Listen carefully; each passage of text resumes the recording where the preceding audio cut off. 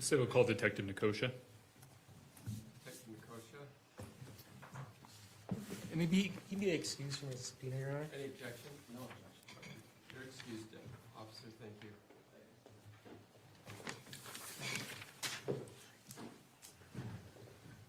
Switch. You know what? Just show me the video, right? It's safe. Officer Nicosia, if you come forward, I'll swear you in. Raise your right hand. You swear or affirm under the laws of the state of Utah on penalty of perjury that the testimony you give in this matter today will be true and correct, so help you God? Yes. Thank you. Please have a seat up there. Be a water bottle if you need it. Give the attorneys just a moment. We're having a quick conference and then we'll get started on you.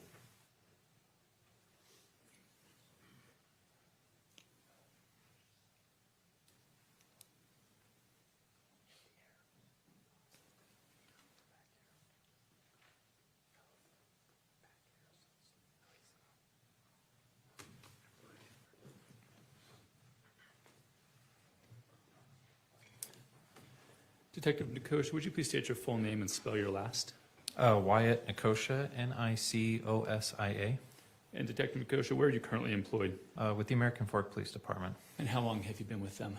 About 7.5-ish years. How long have you been a detective? About 2 years.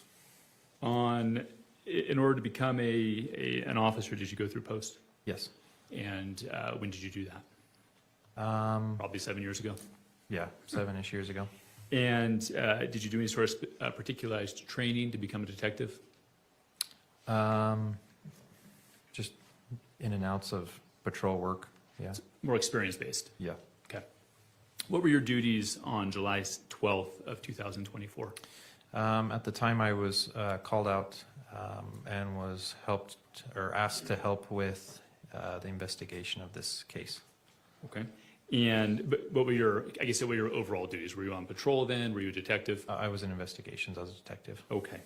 And what were you asked to do when you were called out on this case? I was told that an individual was going to be coming to the police department, and I was asked to interview that individual. Okay. Did you ever go to the scene? Later. Prior to that interview? No. Okay. And who did you meet with on the evening of the 12th? His name was Mr. Kevin Ellis. And did you conduct an interview with him? Yes. Did you record that interview with your body cam? Yes. Your Honor, at this time, the state would move to admit State's Exhibit 89, the interview with Kevin Ellis. 89? Yes. Thank you. Any objection? No. Thank you. So admitted. State would move to publish. So ordered.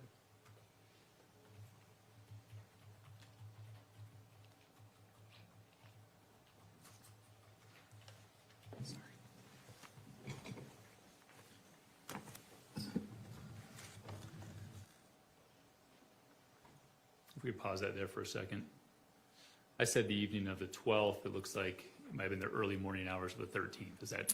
Yeah, it looks from like the timestamp, it was, just past midnight. Okay.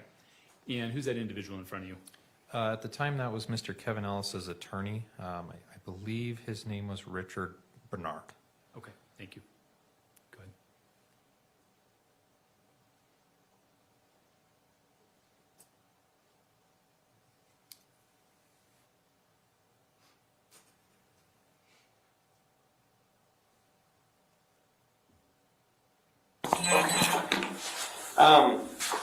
So we're just trying to figure out, obviously, what happened. I haven't been to the scene or anything, and just kind of wanted to get your side of the story and better help explain that.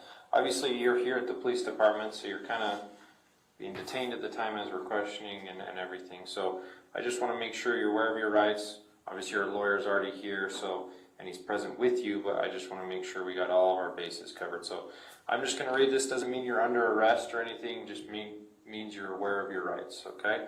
So you have the right to remain silent. Anything you say can and will be used against you in a court of law. You have the right to talk to a lawyer and have the lawyer present with you while you're being questioned. If you cannot afford to hire a lawyer, one will be appointed to represent you before questioning if you wish. You can decide at any time to exercise these rights and not answer any questions or make any statements. Do you understand your rights as I have explained to you? Yes. Okay. Having these rights in mind, are you willing to answer some of my questions? Yes, Okay. What can you tell me about tonight? I was afraid for my life and I shot in self-defense. Okay. Tell me more about that. Under the advice of counsel, I decline to answer. Okay. Okay. Anything else that you want to tell me that you would think help in this investigation, or? Under the advice of counsel, I decline to answer. Okay. All right. I can proffer some things to you. Okay. The victim was an armed intruder wielding a knife that was a short distance from him when he shot. Okay. So just to clarify, he was an armed intruder with a knife. Entered the house without permission.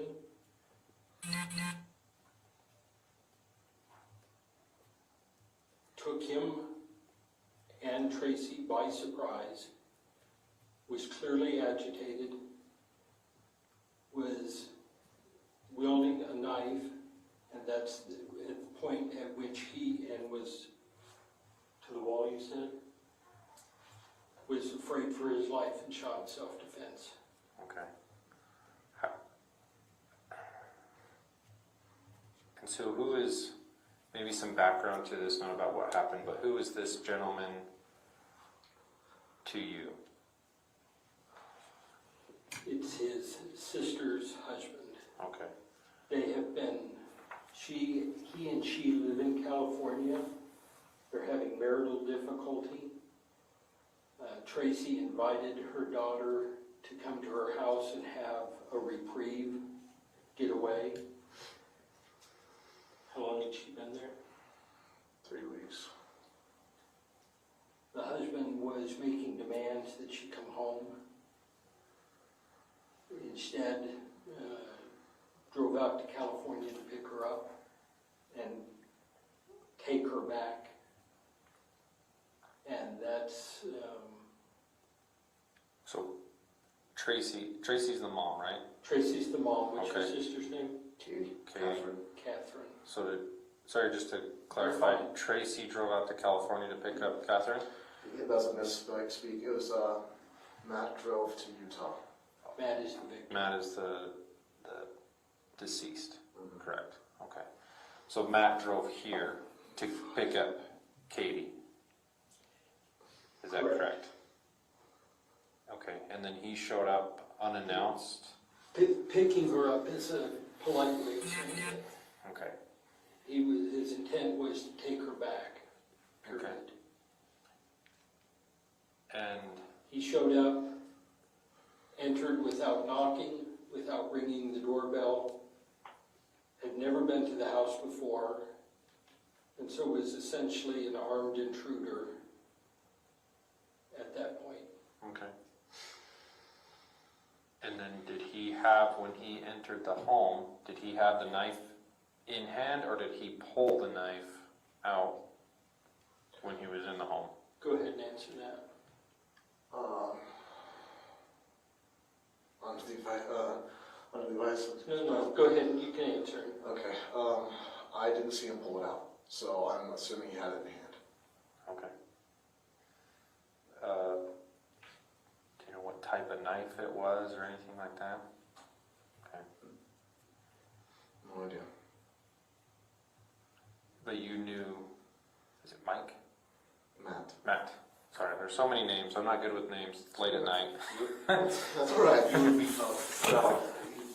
Meet me at the pool. I'll forget your name in 5 minutes. Yeah. Matt, and you knew what Matt looked like because it was obviously your sister's husband. No, Okay. many years. Okay. Okay. But again, emphasize, he entered the home unannounced in an agitated state, wielding a weapon. Okay. And can you describe the agitated state? How was he acting? Under the advice of counsel, I decline to answer. Okay. All right. Just give me 1 second. I'm Take gonna go two. Take 2, take 3. Takes as long as you. Okay, I'm gonna go. We know you have a job to do. We want to help you do it and preserve his rights as well. Okay, give me a second. Thank you. Detective Nicosia, I think when we started that, it was about 12:08 in the morning. Do you remember what time Kevin arrived to the police station? I couldn't recall that. I know when he did arrive, we put him in the interview room, and then his attorney showed up shortly after, and then met with Kevin. But I couldn't give you an exact time on what time he arrived. You know approximately how long he met with Kevin prior to you interviewing him? I couldn't even. And that's, if you can't, you can't. Yeah, I couldn't Okay. give you a time on that. Sorry. Did you take other steps? Did you have any other roles in investigating this case? I did. Yes. What was your next step? After that night, it was a few days following that is we were asked to go, myself and Detective Wetton were asked to go up to the Ogden area and retrieve Rachel Jorgensen's phone. And do you remember who Rachel Jorgensen is in relation to Kevin Ellis? That is his sister. Okay. And did you make contact with her? Yes. Did you retrieve the phone? Yes. Did you interview her? No, she declined to speak with us at that time. Okay, thank you. I'll pass the witness. Cross.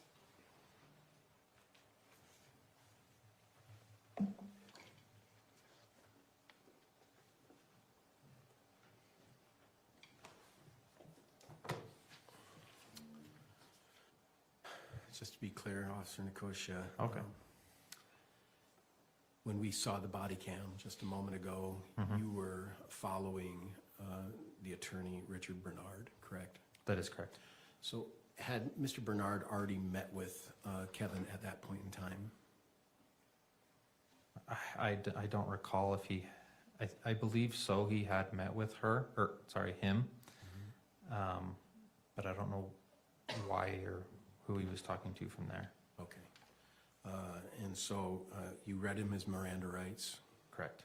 Is that something you learned at Post? Yes. And as part of Post, did you also learn how to interview persons?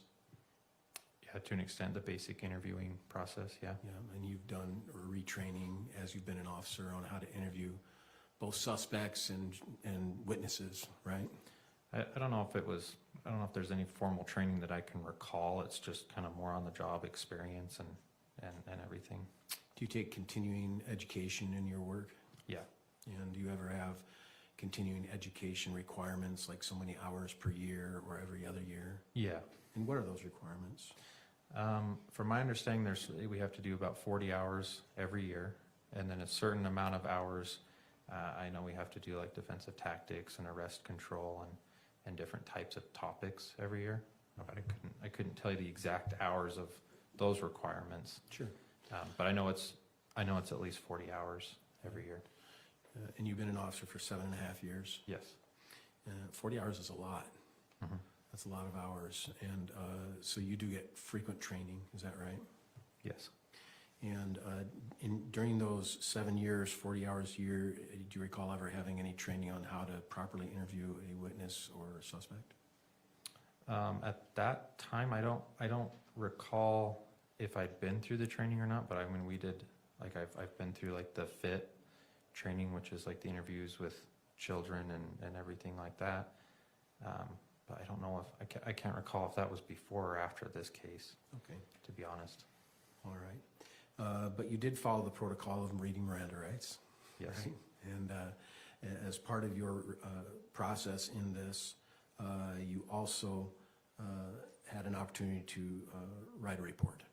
Mhm. And do you remember when you wrote the report on this case? I want to say it was that following morning. Okay. Like, I remember I didn't sleep. It was, we interviewed, and then early hours of the morning, I typed this up. At the end of the shift or close to the end? Yeah. And is there a reason you didn't wait to write that report, like when you later had instructions from Officer Nordine or someone else? I know because Mr. Kevin Ellis was arrested that night, or that morning, I guess. we were informed by our supervisors that these reports needed to be completed as soon as possible, and so we could get everything submitted to the county attorney to not delay the process from there. Sure. In your training, are you told to write reports shortly after events? Yes, yeah, Are you encouraged to write them for better memory? yes, Is that your training, that the closer to the event you write your report, the better you have a memory of it? and with my own experience as well, right? If we wait too long, it's like, I don't remember anything, so, Sort of a natural thing, isn't it? yep. Yeah.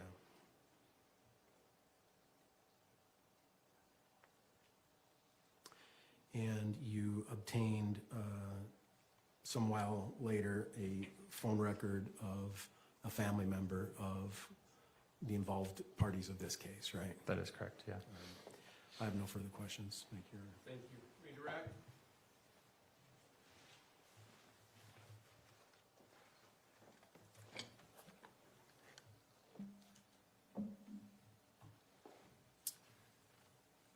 No, you are.